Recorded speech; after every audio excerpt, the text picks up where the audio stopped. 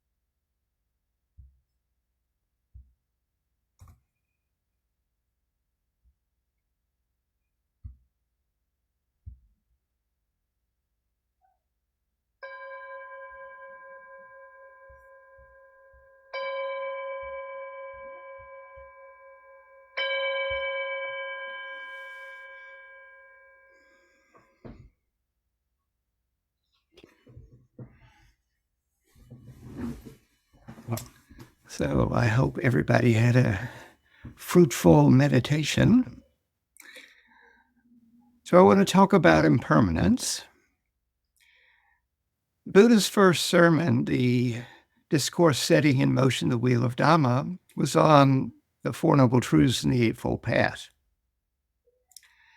But at the end of it, the Buddha looks at the five friends, his former ascetic practitioner partners, and he realizes that Kandanya, one of them, knew what the Buddha was talking about. And the Buddha gets quite excited. You know Kandanya, don't you? You know, which in Pali is something like Anicca. And what was it that Kandanya knew? All that arises also ceases. When he lay dying, the Buddha asked the monks, any last questions? Nobody had any. And then he said his last words. All the things of creation are subject to decay. Diligently seek liberation. So really the Buddha's teachings started with impermanence and ended with impermanence, anicca. When we first come to Buddhism, there's a talk about anicca, dukkha, anatta. Anicca, usually translated as impermanence, though I think Thanissaro Bhikkhu's inconstancy is more accurate in the sense that not only are things impermanent, while they're here, they're changing. Your breath wasn't impermanent during the meditation, but it was changing, and that's anicca. And then dukkha, suffering, unpleasantness, unsatisfactory. My favorite translation is bummer. And they say, all things are dukkha. And it's like, what? That chocolate cake last week wasn't dukkha. Of course, the fact that it's gone now is dukkha, maybe. But yeah, well, okay. And then anatta, not self, corelessness. Oh, man, that doesn't make any sense. But hey, I got one of them. If you really understood anicca fully, you'd probably be fully awakened. There's so much to learn, so many nuances, so many different ways to view the world. People sometimes say that they don't like change. Well, if there was no change, if it suddenly changed to being no change, you better hope you were in a good mood because you're stuck like that forever. We depend on change to live. Your breathing, it's got to keep changing. Your heart, it's got to keep changing. Your digestion, yeah. Some of the changes are maybe less than beneficial from a human standpoint. If you go look in the mirror after this finishes, it's probably the best you're going to look for the rest of your life. It just keeps changing, and it changes more towards not as good and better. This is entropy. We could say that entropy is a tendency of things when they change to become less organized rather than more organized. And it turns out entropy always wins. It just keeps changing like that. That's why we get old. That's why we die. Yeah. There's change going on, change in our bodies. And yeah, at first, you're a little kid and changes are really good. And yeah, you finally reach adulthood and then the changes continue at a slower pace, but don't tend to be quite as good. There's a story about a new king. He came to power and he announced that at his coronation ceremony, whoever gave him the best, most powerful present would get to be the prime minister. And so people brought all sorts of things that they thought were powerful. The general of the army brought a bow that was so strong, almost nobody could pull it. It was very powerful. It could shoot an arrow a long ways if you could pull it. But the previous prime minister brought an elephant. And everybody's like, yeah, he's going to get to keep his job. I mean, what's more powerful than an elephant? And then a jeweler stepped forward. He had a little box, a little box like a ring comes in. And he gets down on one knee before the king and says, Your Majesty, what's in this box has the power to make you happy when you're sad, but it will also make you sad when you're happy. The king is rather intrigued. He opens the box. There's a gold ring there. And engraved around the outside are the words, This too shall pass. Yeah. Everything's changing all the time. Never standing still. I tell my students sometimes, you can't make the ocean go flat, but you can learn to surf. And what we're doing is learning to surf change. The Buddha has spoke of change a lot. I have a book here by Daryl Bailey entitled Buddhessence. If you go to my website and click on the reading list, you can find a link to some information about how to get a copy of this book. Unfortunately, he's not published it on Amazon or any place easy to get a copy. Daryl was a monk at Amaravati Monastery in England for, I think, about a decade. And then when he disrobed and came back to Canada, he wrote this book on what he considered to be the essence of the Buddhist teachings. The first chapter takes a lot of quotes from the suttas, and then Daryl gives some commentary on them. And basically, he took a whole bunch of stuff out of context and commented on it. And mostly, though, he did a really good job. There's a couple of places where I go, Daryl, that's not what that means. But yeah, he did a really good job. And so what I want to do with you is share some of what the Buddha had to say about impermanence. There will come a time when even the great mountains and the earth itself will be gone. All things are impermanent, unstable, and insecure. Although it is of great benefit to feed Buddhas, to feed the monastic community, to build monasteries, to follow the moral precepts, and to practice loving kindness, it is of more benefit to maintain the perception of impermanence. It is better to live a single day perceiving how things rise and fall than to live a century not perceiving this. Everything is changing. Not even as much as a pinch of dust is unchanging. Physical forms, Vedana, feelings, perceptions, mental activities, and consciousness. All of these arise, pass away, and while they are present, they change. They are insubstantial, without essence.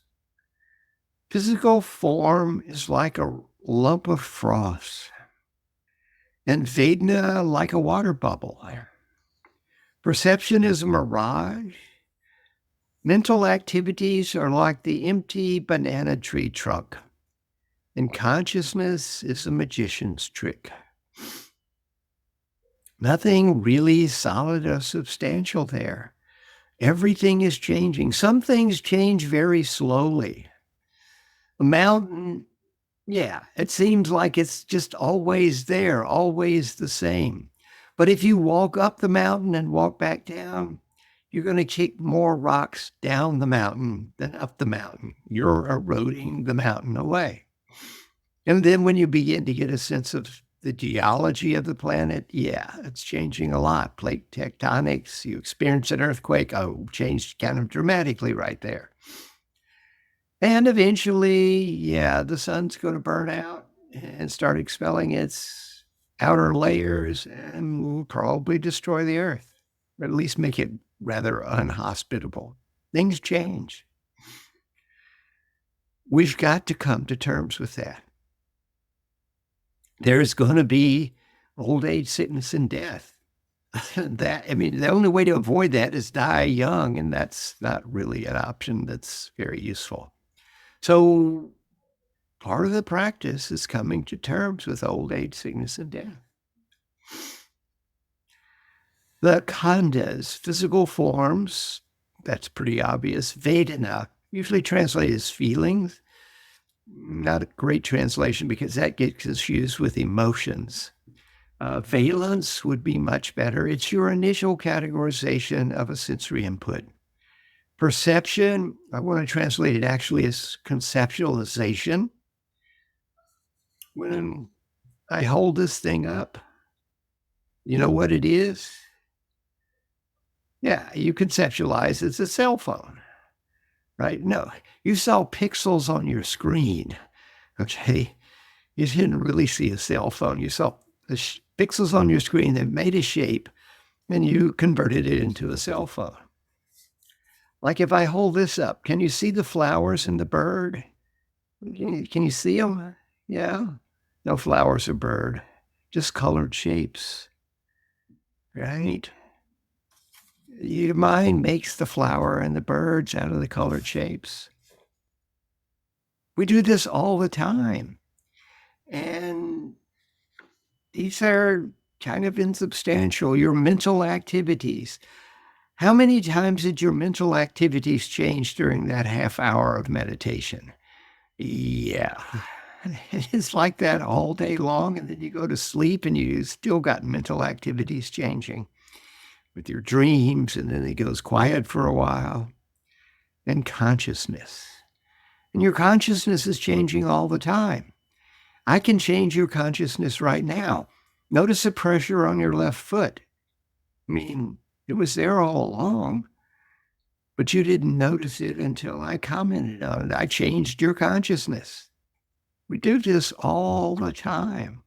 And yet these 5 experiences that we experience, they're pretty insubstantial. Physical form is like a lump of froth, just a collection of bubbles. It's changing. Vedana are like a water bubble. It rains and a raindrop hits a puddle and a bubble comes up. And how long does that last? Think of the last really delicious food that you ate. Chocolate cake. How long did the pleasure of the chocolate cake last? An hour? Half an hour? 10 minutes, maybe? Each bite, the pleasure lasted probably less than a minute. You had to stick another bite in there to get the pleasure because it kept changing. And the perception or conceptualization is a mirage. We don't really see what's going on. We just make an estimate of it. And mental activities are like an empty banana tree trunk. Banana trees are hollow inside. You can take your machete and cut it down in one whack. That's our mental activities, our thoughts, emotions, memories. And consciousness is a magician's trick. Pretty insubstantial. Life is like a flowing river, never pausing for a moment, an instant, or a second. This is like Heraclitus. You can't step in the same river twice. There is an unformed happening. It is ignorance of the unformed that gives rise to formations. To believe that there is permanence in these formations, in the impermanent, the flowing, is a distortion of perception, thought, and view. We like to think of the world as having a lot of solid things, but everything is changing at different rates. The mountain is slowly wearing away. A tree, well, it changes a little more rapidly. You can see the tree grow and shed its leaves, perhaps, and sway in the wind. And then people are changing more frequently. Everything is changing all the time. In fact, I heard a great talk by Joseph Goldstein on not self, and he said, you should think of yourself as a verb, not a noun. I thought that was really good because we're a collection of processes. There's the circulatory process, the respiratory process, the endocrine process, the digestive process. Right, we're just a collection of processes. For handy reference, we can think of ourselves as a noun or pronoun, but yeah, to get really down to it, we're a bunch of processes. I thought this was really good. And then I started looking at the world and realized, there actually aren't any nouns. It's just that some verbs move kind of slow. The Navajo language is what they call a verb-heavy language, very, very few nouns. So for a Navajo, a tree is treeing, right? A mountain is mountaining. Okay, this is a much more accurate picture of what's going on. A young infant does not have ideas of a self, things, rites and rituals, sensual pleasures and beings. A young infant does not have ideas of a body, speech, or intention. Yet the underlying tendency to develop self-views, rites and rituals, sensual desire, and ill will lie within him. When he grows and his faculties mature, he plays at games. When he grows and his faculties mature further, the youth enjoys himself with sensual pleasures of sights, smells, sounds, tastes, and touches. On seeing a physical form, he wants it if it is pleasing and dislikes it if it is displeasing. Absorbed in liking and disliking, he clings to any feeling he feels. The same with all the other sensory input, the sounds, the smells, etc. So when we're born, we have no clue. It suddenly is really different than the way it was, and we can't really see well enough to pick things out, and we don't know the name of anything. And we're just there helpless. We figure out that if we can make noise, they'll come take care of the unpleasant parts, the hunger or the wet diaper or whatever. But yeah, we really don't have any idea what's going on. But as we begin to mature, we start figuring it out. And we figured this thing, if I can get it, gives me pleasure. And this thing, if I get it, I don't like it and I push it away. And this is how we live our lives.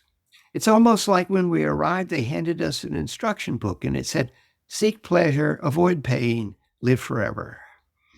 And yeah, turns out if it feels good, do it was not the best advice for the hippies during the summer of love. The 5 focuses of clinging, the 5 khandhas, create dukkha when one has a desire for physical forms, feelings, perceptions, mental activities, and consciousness. When they change, sorrow, pain, and despair arise in one. This is a cause of dukkha. This desire arises when things appear to be enjoyable and ultimately fulfilling. 4 Noble Truths, I'm assuming everybody knows that. The problem is dukkha. Dukkha arises dependent on craving. Why do we crave? Because we think we're going to get some pleasure out of it. Or we crave for the absence of something so we won't get displeasure out of it. Yeah. And with the craving, if we succeed, we cling. We cling to the things that we think will give us pleasure, and we cling to the absence of the things that will give us unpleasantness. There are 4 kinds of clinging. Clinging to sensual pleasures, that would be like, artwork, or your CD collection, or your MP3s on your hard drive, or own, or whatever, right? sensual pleasures. Clinging to views. We got an election coming up in the United States. Oh my God, what a mess. Everybody clinging to their views.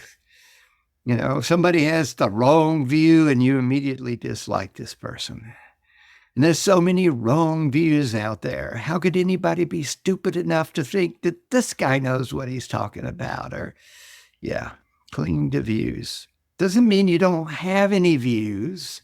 It means that all views should be held very lightly. All views are provisional till something better comes along. If you're on a spiritual path, you have to change your mind. And what are you changing your mind about? How you view the world. You need to be able to view the world in a way so you don't get caught in craving and clinging, because that's what leads to dukkha. Clinging to self-theories. Who am I? What's my purpose for being here? What is this all about? And clinging to rites and rituals, or clinging to superstitious behavior. Or clinging to something, I just got to do this every day, whatever it is. Maybe it's healthy, maybe it's not, but you're clinging to it. Ignorance of the flowing, unformed quality of life gives rise to a tendency to fixate on formations, and this gives rise to sorrow, lamentation, pain, grief, and despair. A wise disciple sees this and is no longer fascinated by physical forms, Vedana, perceptions, mental activities, and consciousness. If we can clearly see what's going on, then we won't be caught so much in our cravings and clingings. This is why impermanence is so important. If we could get something that would make us permanently happy, yeah, go for it. But there isn't anything that makes us permanently happy because everything is changing and we're changing. Life is like a flowing mountain river, never pausing for a moment or an instant or a second. Perceiving impermanence in all formations, then all formations will be seen as insubstantial, changing, and not lasting. Perceiving impermanence, the mind does not reach for control. Knowing that physical forms, Vedana perceptions, mental activities, and consciousness are insubstantial, fading away, and ultimately unsatisfying, the attraction to these is given up. With no attachment to physical forms, Vedana perceptions, mental activities, and consciousness, then when they change, no sorrow, pain, grief, and despair arises. Perceiving no lasting formation, no mentality or materiality, the mind is rid of the conceits of I and mine, this body and consciousness. The mind with understanding is set free from the stain of sensual desire, the ideas of endless pleasure, the stain of becoming, ideas of self and world, the stain of views, interpretations of what we're experiencing, and the stain of ignorance, ideas of permanence. Stain is Daryl's way of translating asava. The word actually originally meant intoxicant. We are intoxicated by sense pleasures, by becoming, by our views, and by our ignorance. Our job is to sober up and find the way out of this. It's like we're at a casino. At a casino, they don't have exit signs, and it's a maze, so you just wander around and wander into some other way to squander your money. Yeah, so it's like a drunken party in a casino, and we're drinking the intoxicants of sense pleasures, of becoming, of ignorance. Our job is to sober up and get out. The mind with understanding is set free of the intoxicant of these. Supreme emptiness, liberation, is the presence of the six sensory feels, the happening of the moment through the senses, without these intoxicants.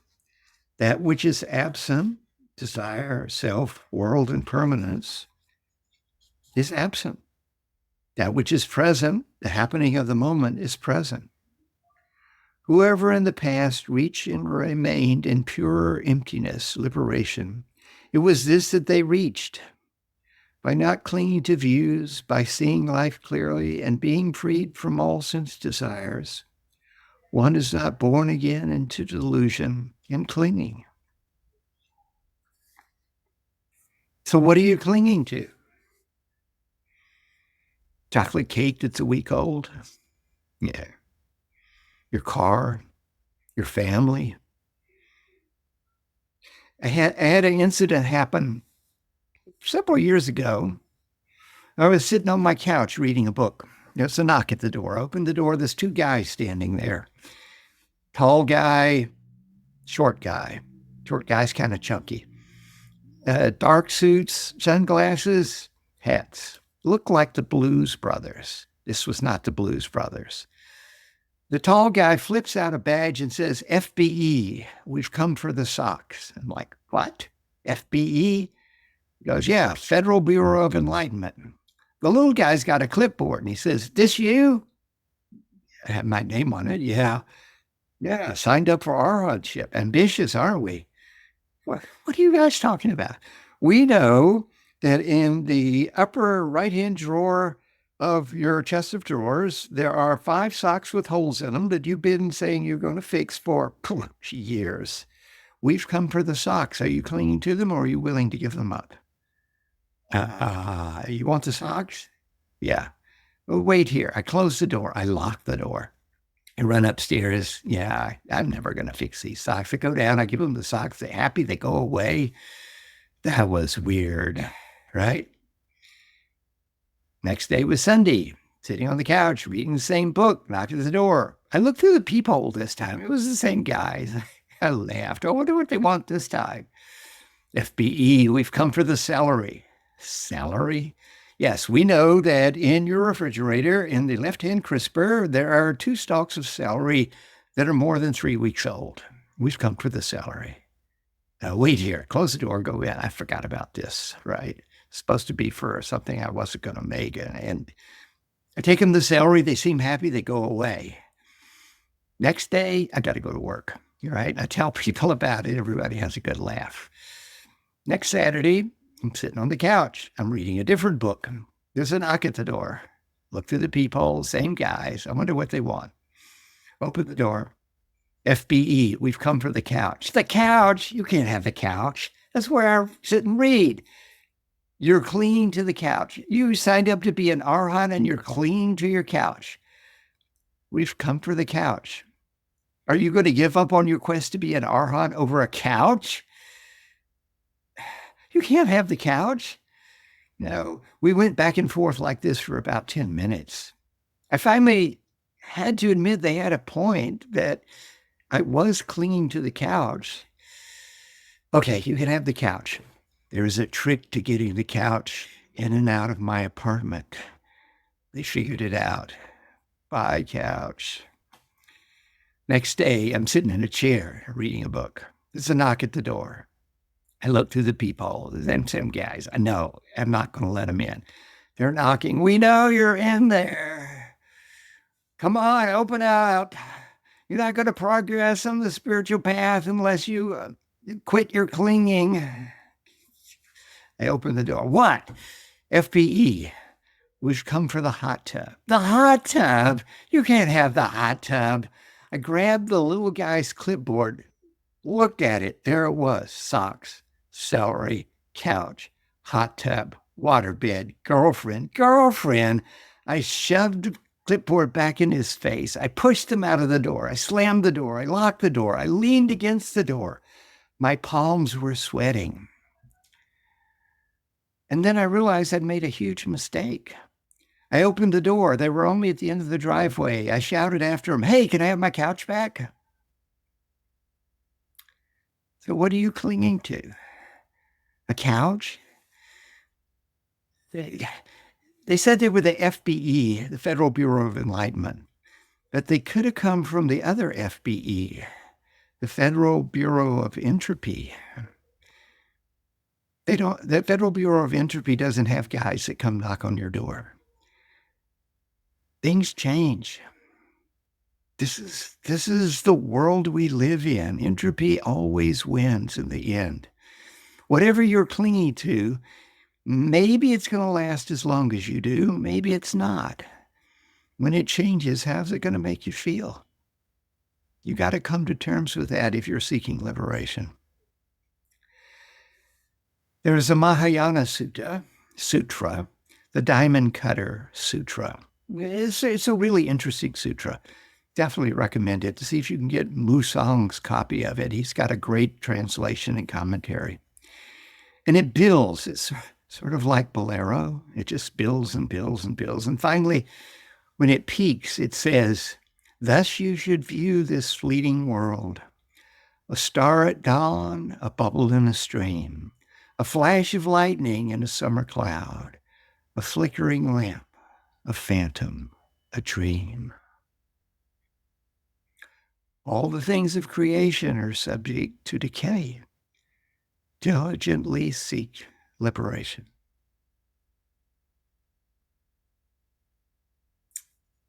I wondered if I could do this talk in half an hour. I guess I did.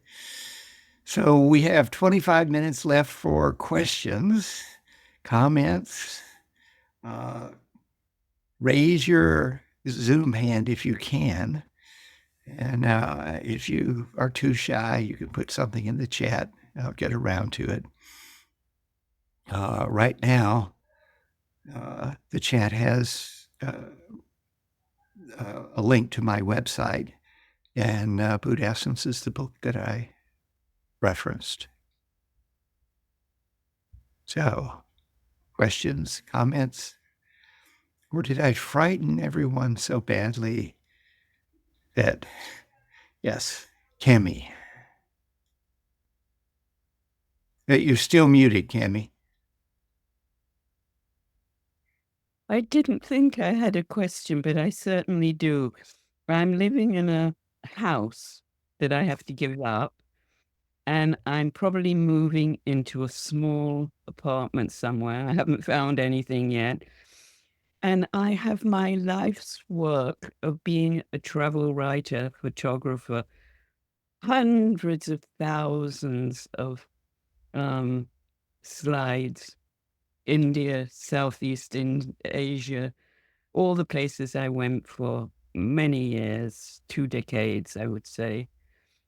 And I was talking to somebody yesterday and I said, "Oh my God, how am I going to get rid of all these things? I cannot throw them away." And she just said, "You're a Buddhist, aren't you?" But I've been pondering it all night, and this is morning. I'm still sitting on my bed because I'm busy sewing. And I just thought, yeah, I'll ask this question and just see if you put some sense in my head or something. Yeah. So the first thing that comes to mind is not from my Buddhist hat, but my computer programmer hat. Digitize everything, then you can carry it all around on a hard drive. Well, Just, you get a little thumb drive and there it all is. I mean, this is not an easy thing to do. And if you've got that much material and you hire somebody to do it, it'll cost a lot of money. But yeah, it's hard to let go of stuff like that. There's some great advice from rock and roll. One of the best is freedom's just another word with nothing left to lose. Yeah. So, yeah, that's possible. Another is you're locked into your suffering and your pleasures are the seal. Yeah, there's a lot of good Buddhist teachings there, but to let go of something like that, a life's work. So yeah, I've written some computer stuff that was pretty good. I've got I guess, kind of interesting website. I've got photographs, and I have like 4 backups to my hard drive. Am I clinging to that stuff? I guess so. Did all that, the computer stuff. I'm old fashioned still. Yeah, I understand. But if you no longer have room for the old fashioned, then sometimes the only way to go, well, two choices. You let it go completely, or you convert it to something where you do have room. But yeah, this is a very difficult thing. Um, when I retired from computer programming, I quit my job and I ran off to the forest refuge in Massachusetts and spent 20 out of the next 36 months on retreat. And when I went, I had 3 suitcases and a carry on and, the shoulder bag with my computer in it. Mm. But after the 3 years, I was down to just a carry on and the shoulder bag with my computer in it. I found I didn't need as much stuff as I thought I would. But the transition is really difficult. And I don't Yeah. have an easy answer other than digitize it. But the other thing in this, I'm just going to say it, it's not a question. I'm 84 now, and I don't think I'm going to do any big travel. Sorry, I didn't put my denture in, so I don't like to open my mouth too much.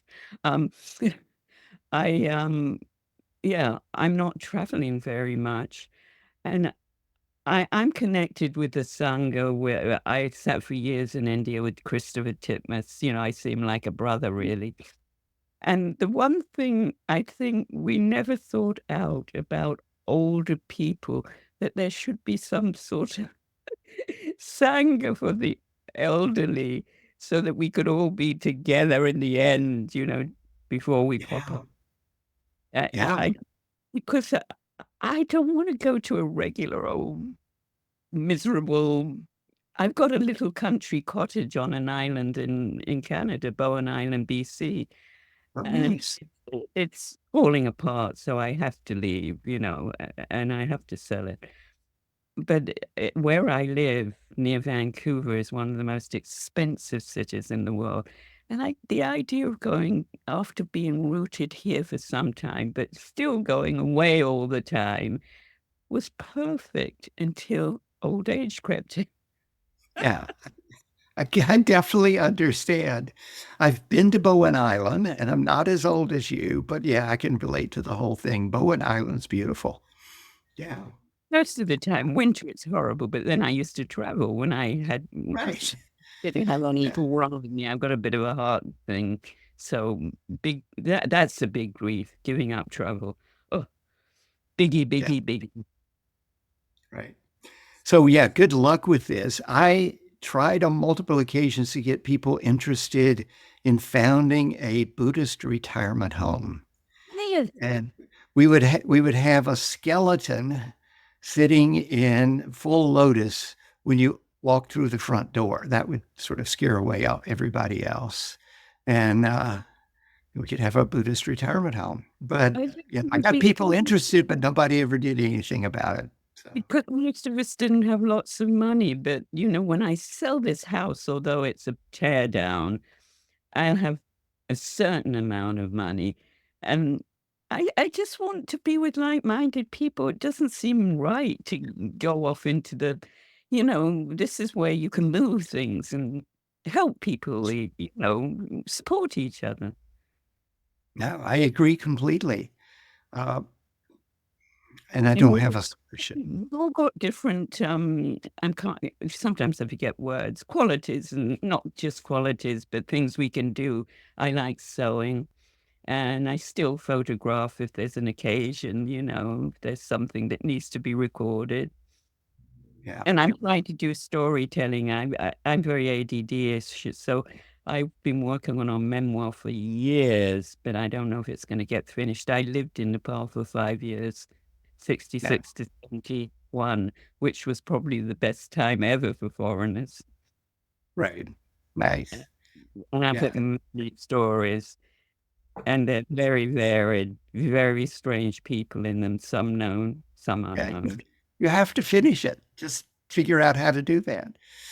Okay, Yeah. I'm going to take the next question. Well, not for me, Right. but thanks. I didn't think I'd speak, but thank you. You're so easy. I can see, sometimes it's just easier to just chat Yeah, with someone. yeah. Good, good. I may have Charles. with you. I don't even remember. Did you do anyone with Christopher Titmuss? Did you ever? Yeah. Yeah, I sat a retreat with him. I know him. Yeah. Well, I went teaching because I went for many Oh, yeah. years on It a was back before. Yeah. good guy. Yeah. Charles. Okay. Thank you. Hi, Thank you. thank you for your generous offerings this morning. I find them very interesting. I'm a relative newcomer to Buddhism. I'm sort of around Cammy's vintage, and I understand what she's talking about. Seems like a lovely person. But these may be naive and beginning considerations, but uh, impermanence, as you describe it, you're correct. But if you view everything as sort of an ephemeral cloth, how do you give substance and meaning to your life? You're hanging pictures on your wall. Your chocolate cake, it's there and you enjoy it at the moment. You have family and children, which are I mean, not everybody does, but you do have family and friends, which is of utmost importance in life. In my respectful opinion, relationships are the only thing that are important, really. But if you view it with an overbearing, impermanent lens, where's the meaning in life? I think that pain is very important because it really makes you appreciate the absence of pain. And pleasure is very important because it gives you encouragement to keep going. And so life is this give and take. Yeah. Yeah, it's impermanent, but while you're there, I mean, you got to be in it, not just view everything as, well, let's just Right. lay down and go and die. I mean, what's it all about, Alfie? Yeah. So the answer to your question is in later Buddhism, although you can find hints of this in the suttas, there's the teaching on the two truths, although I would prefer to call it truths seen from two different perspectives.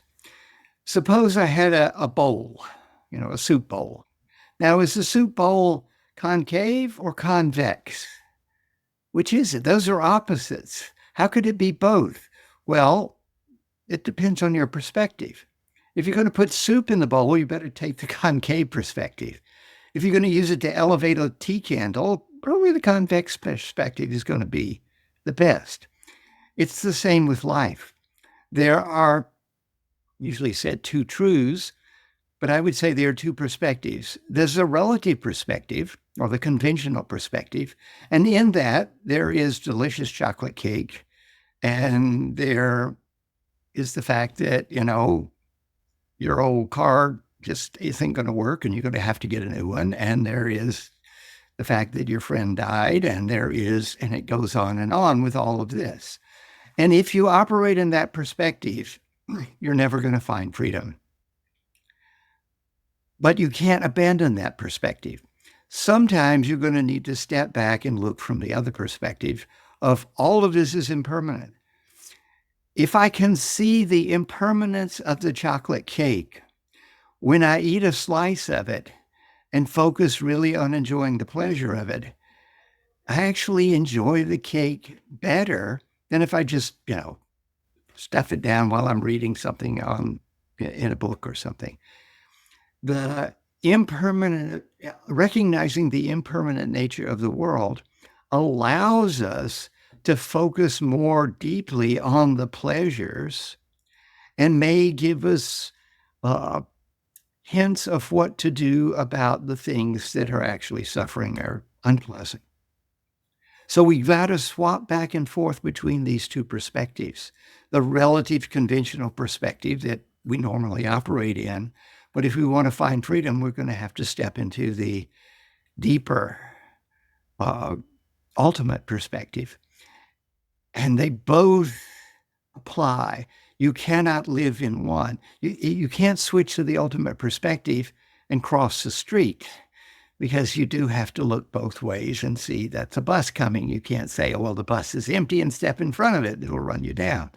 So you've got to operate in the relative perspective when appropriate, and to find freedom, liberation, you're going to have to operate in the ultimate perspective. And that involves seeing the impermanent nature of everything that's going on in the world, seeing the fact that nothing is going to give you lasting satisfaction, and seeing the empty nature of all phenomena, that all phenomena arise based on other phenomena. Everything arises dependent on other things. Getting that perspective gives you enough information so that you stop making some of the stupid mistakes you made in the past. And in fact, getting a decent amount of that information may enable you to stop the craving and clinging, which leads to dukkha. That's what the Buddhists say. So yeah, don't give up the relative. You've got to cross the street. Excellent explanation. Please bear me just for one more. What was the second perspective? It's relative. What was the second one? Relative or conventional, and usually it's absolute or ultimate. Okay, absolute or ultimate.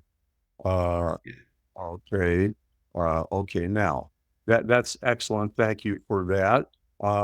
So here, I think you just really clarified something for me, and that Okay. is the mistake I think I've been making, and if I'm wrong, please correct me, is that the ultimate perspective causes you to realize that you must use the relative perspective to find meaning and substance to your life.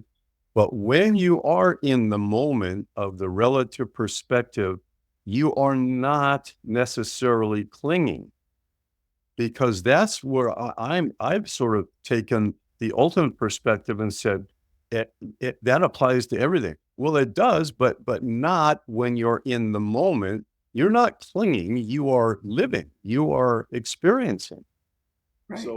So what Buddhism actually gives you, as I understand it now, it gives you an ability to improve the moment by also having the bigger ultimate perspective. Yes. Yes. By having the bigger ultimate perspective, when you have to operate in the relative perspective, you can operate more wisely and hopefully do less craving and clinging. Very, very good. Thank you for that. Excellent. Oh, good. Right. So I saw a whole bunch of stuff go in the chat.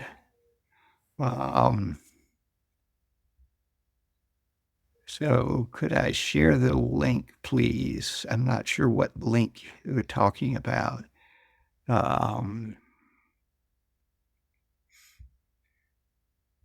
I think Josh was responding to George's post about looking at Cammie's Flickr page of the photos. Aha. Okay. Yeah. So I don't have that link. Other questions or comments? Or was what I said so depressing that you have to let go of everything and nobody has anything to say?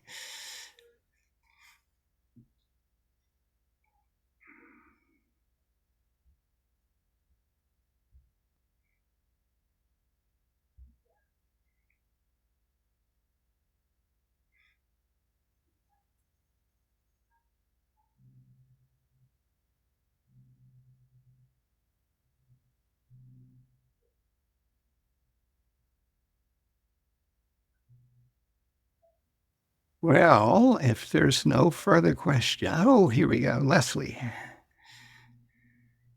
Oh, you're still muted. I'll just make a comment, Leigh. Thank you very much. Much gratitude for today's teaching. I'm just starting to get into doing the death contemplations.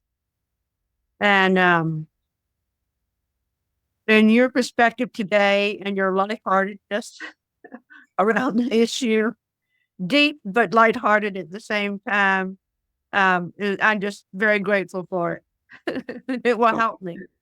You're very welcome. Yeah. Yeah. Having a sense of humor on the spiritual path makes it a lot easier.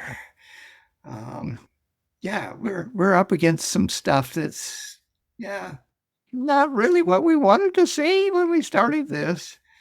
And so having a sense of humor and some lightheartedness around it makes it a lot easier to look at it, things and see them deeply. The Buddha, so when you read the suttas, you're reading a translation unless you're a Pali scholar, but the suttas are full of puns. I mean, they're puns all over the place. And so we don't get a really strong picture of the Buddha's humor, but anybody that uses that many puns obviously had at least some sense of humor. But it didn't get preserved in what's come down to us.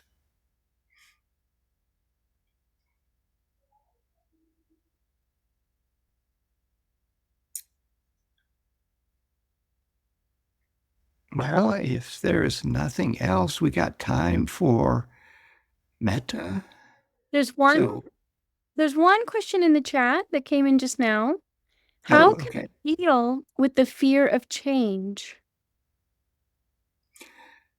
How to deal with the fear of change. What's necessary to deal with the fear of change is to understand the fact that it's everywhere and everything is changing, and not fight against it, but go with it. The comment I made, you can't learn to make the ocean go flat, but you can learn to surf. So it's to realize, oh, there's a lot of change, but it's not random. Things are changing in sort of orderly ways for the most part. I mean, sometimes it's just random stuff that comes out of nowhere, like this hurricane that went through the eastern United States through Appalachia. But even there, there was warnings. And so it's to pay attention to what could possibly change and understand what the ramifications of that change could be. What could possibly change is everything. Now you got to look at what's the probability of something changing. I live in the San Francisco Bay Area. We have wildfires and earthquakes here. Yeah, those would be rather unpleasant changes. But there's enough positive in the Bay Area that, yeah, I'm content to have those potential changes hanging over me and go with the good stuff that's here. So it's sort of a balancing effect of, okay, what can I deal with? What can I work with? It's not easy, but coming to terms with the fact that, yeah, everything is going to change. One, allows you to appreciate the good stuff even more because you're not planning for the next time you have the good stuff. You're fully with it and really appreciating it, and to plan for the future in a way that perhaps is not so obvious if you're just focusing on the stuff that you think is not going to change.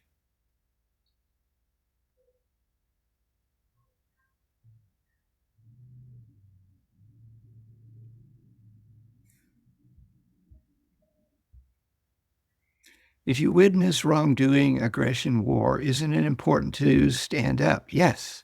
Not to be silent, or is that a view too? Well, it's a view that the Buddha would approve of. It is quite important to, when there is injustice, to call it out and do what you can. I don't remember who said that, but if you're silent, you said this, but somebody said, if you're silent when there is injustice, you are taking the side of the oppressor. And I think that's really true. So it's very important to, Eli Wiesel said that, yeah. It's very important to call out injustice, to do what you can to stop the injustice from happening. We've got an election coming up in the United States. If you're eligible to vote, one way to prevent unjust things from happening is to vote. Yeah, your vote is one of many millions, but it's something you can actually do. But also, you can just make comment. You can write You can post on Facebook your feelings about whatever injustice is going on. Just don't be silent. That's the thing to do. Yeah, your silence will not protect you. Yeah, it's important to speak up. It's absolutely essential to speak up. I'm going to be teaching a retreat that goes over the election period. The retreat ends the day after the election, and I'm requiring everybody who's eligible to vote to come on the retreat to vote absentee before the retreat. You've got to do your bit to make the change happen in the most fruitful way possible. Is this a correct analogy? If you find pleasure in climbing a mountain, you should do so, even if it may not be there in a million years. Yeah. There are things that come and go. While they're here, if you're taking pleasure and it doesn't cause harm to others, then definitely take pleasure and enjoy it. The Buddha didn't say be miserable. He said don't cling, don't crave. There is a difference. So, Axel Lopez, I'll never pronounce your name right, but you've got your hand up. Sorry, I sometimes have the phonics. Pilsin. Yeah, I like what you just said. That's why I raised my hand, because I'm dealing with family, and I cling to having good family relationships and the best relationship with my sisters and my mom, and it's not happening. It's taking a while. It's in a process. We're getting help, but at the same time, something I share with my sibling was like, I'm not gonna stay quiet anymore. Like, I'm not gonna put up with any passive aggression anymore. And then she took it as that I was gonna get confrontational. I said, no, I'm not gonna get confrontational. But I got silent. I didn't have an answer to her reply, and I probably didn't have to have an answer to her way she perceived it, because I didn't perceive it that way. On my end, it was more like, I'm not gonna stay silent anymore if there's aggression at the dinner table or comments that are just too much. Mm-hmm. That's what I thought when you just shared that quote, and I like what it says, because coming from that environment, domestic violence environment, we were silent all the time. As kids, nobody said anything, and now my other half of my life, I'm saying more than I used to, and nobody's going to shut my mouth, honestly, but I am taking mindfulness and compassion and equanimity, and all those things have been helpful to not get into violent conversations, which was what happened in the past. It was more so just, I guess, take space when people's reactions are coming. And I'm not going to deal with physical violence, but I am going to take space. So today I'm at the beach. I'm in the Do not disturb sign. Is the day I take one day just for me, just Sundays, and just to take a day from everything so I could re-energize for everything else. But I don't want to make it seem like, I'm clinging to the beach. No, I'm using resources so I can continue in the path. The beach is a great resource. I totally enjoy going to the beach. It's great. And the trick, one thing you might find helpful is look up nonviolent communication on the internet, and they have strategies. Instead of saying, you would say something, when you do that, I feel bad, as opposed to you're doing something wrong. And they can't claim that you don't feel bad, because you're just expressing that you feel bad. And so there are ways to express things that the people who do nonviolent communication with have come up with that are actually quite useful. And so you might look that up, and you might find some tips on how to do what I'm definitely praising you for doing. Don't put up with that stuff, and communicate it in a way that actually reaches the people.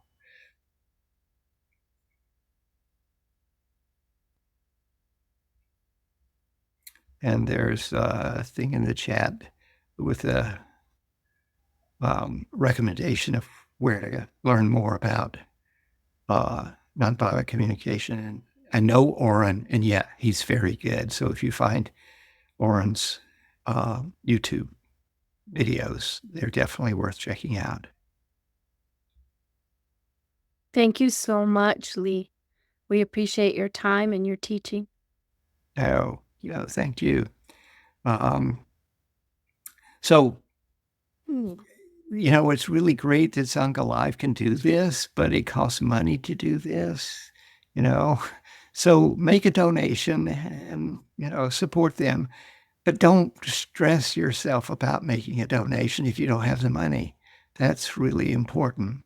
And there are other ways than money that you can express your thankfulness, your appreciation. You can be generous, time, whatever. Generosity is really important. My teacher, Anicca, said you should start every meditation with just sitting there and thinking about the things you're appreciating.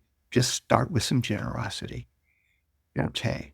So I send all of you metta, and may any merit from today's presentation be for the benefit and liberation of all beings everywhere.